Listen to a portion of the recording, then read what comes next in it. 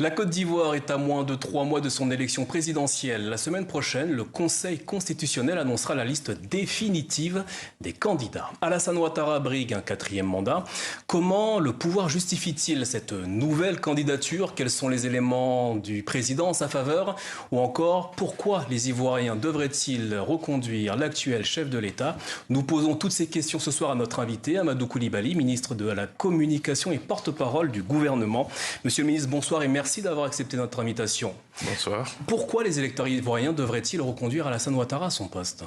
Parce que les Ivoiriens ont besoin de paix. Les Ivoiriens ont besoin de stabilité. Les Ivoiriens sont fiers de leur pays.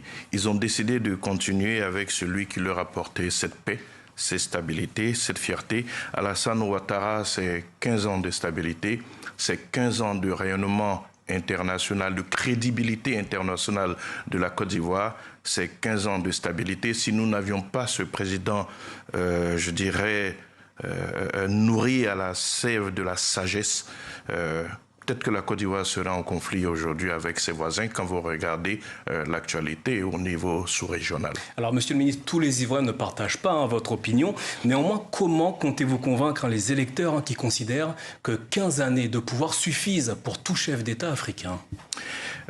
Si l'on estime que la fin de la démocratie, c'est l'expression du peuple, si les Ivoiriens ont décidé de continuer pour faire 20 ans de stabilité, 20 ans de paix, 20 ans de développement, on ne peut pas leur en vouloir. Tout va se jouer au niveau donc des urnes. Ceux qui pensent que 15 ans, c'est pas assez, je respecte leur opinion, mais ce n'est certainement pas l'opinion de la majorité des Ivoiriens qui ont appelé à la candidature du président Ouattara. Je voudrais le rappeler parce que nous avons vu à travers le pays tous ces appels à la continuité donc du régime de paix, de stabilité, de développement et de crédibilité internationale que le président Ouattara a apporté à la Côte d'Ivoire. Alors face aux critiques sur l'âge du président Alassane Ouattara, 83 ans aujourd'hui, quels arguments avancez-vous en ce qui concerne sa capacité à diriger le pays encore 5 ans? Déjà, ce qu'il faut savoir, c'est que ce qui est important dans la gestion d'un pays, c'est l'expérience. Au regard des enjeux sous-régionaux, l'expérience est importante. Nous ne pouvons pas aller à l'aventure avec quelqu'un qui n'a pas la sagesse et l'expérience du président Ouattara. Donc, contrairement à ce qu'il pense, nous croyons, et ça, c'est l'Afrique qui le dit, que l'âge est aussi très souvent synonyme de sagesse et d'expérience. Et donc, de ce point de vue, le président Ouattara lui-même nous a assuré qu'il était en très bonne santé. C'était le plus important, dès lors qu'il est en bonne santé et qu'il a toutes les aptitudes intellectuelles pour diriger ce pays. Nous pensons qu'il doit continuer. C'est pour cela que nous l'avons appelé à continuer à gérer le pays. Alors, lors de sa déclaration de candidature fin juillet, le président ivoirien a évoqué des défis sans précédent à relever. Quels sont-ils concrètement et pourquoi nécessite-t-il sa continuité? Déjà, il y a l'enjeu sécuritaire sous-régional. C'est très important au regard donc des défis qui guettent donc la sous-région, avec notamment la menace terroriste. Il y a également des enjeux monétaires. On le sait très bien, l'Afrique de l'Ouest s'est engagée sur l'adoption de l'ECO. C'est une politique monétaire qui nécessite la présence à la tête donc d'un pays comme la Côte d'Ivoire, locomotive de l'Afrique de l'Ouest francophone, donc en termes de développement économique, il faut bien quelqu'un qui a l'expérience de la gestion monétaire pour pouvoir conduire cette politique. Au-delà, il y a tous les enjeux économiques aussi, et puis les enjeux de cohésion sociale et de paix pour ce qui concerne la Côte d'Ivoire de façon spécifique, mais également toute la sous-région. Je parlais tout à l'heure, donc je dirais de quelques politiques belliqueuses au niveau donc de la sous-région, mais il faut bien quelqu'un qui a la sagesse nécessaire pour pouvoir donc constituer un rempart face à toutes ces intentions belliqueuses. Alors je le disais, la liste définitive des candidats sera connue au plus tard mercredi prochain. Concrètement, dans le domaine économique, considérez-vous qu'Alassane Ouattara est parvenu, après 15 ans de pouvoir, à changer la vie d'une majorité d'Ivoiriens? Totalement. Déjà, rien qu'au niveau de la réduction de la pauvreté, nous sommes partis d'un taux de pauvreté d'environ 55% qui aujourd'hui a été baissé à 37% avec comme objectif de le ramener à 20% à l'orée donc de 2030. Il faut aussi noter donc un revenu par tête d'habitant qui a été doublé, passant donc d'environ 800 000 à 1 600 000 francs CFA, donc pratiquement 3 000 dollars US. Il faut voir aussi, je dirais, une inflation contenue qui aujourd'hui tourne autour de 3%, un taux de croissance moyen de 6,5%.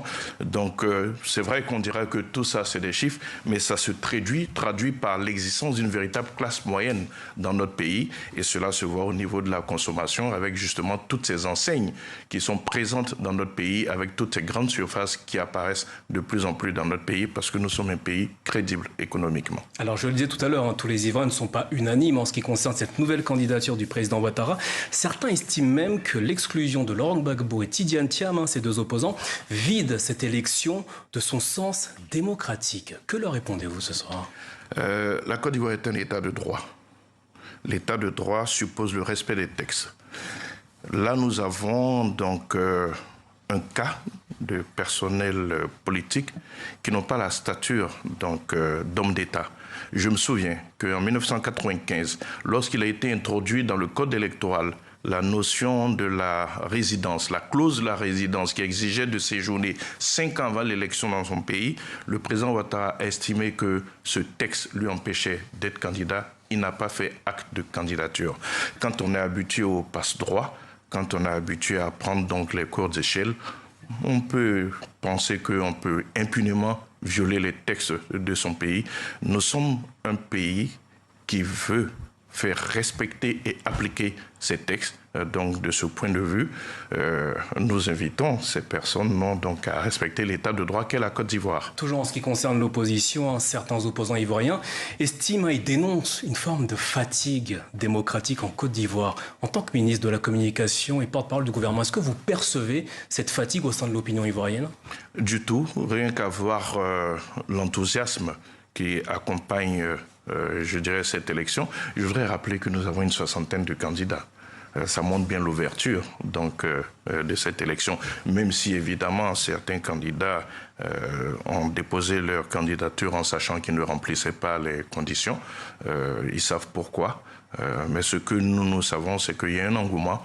Il y a un engouement au niveau des populations, un engouement au niveau des électeurs, mais surtout de cette population qui a envie de continuer sa marche vers la paix, vers le développement. Enfin, Monsieur le ministre, la Côte d'Ivoire s'est engagée avec le Stade français Paris, le club de rugby du top 14 dans le championnat de France. Un sublime Côte d'Ivoire, c'est le message qui apparaîtra sur les maillots de match. En quoi sponsoriser un club parisien français sert-il les intérêts de la Côte d'Ivoire? Déjà, il faut savoir ce que représente le rugby.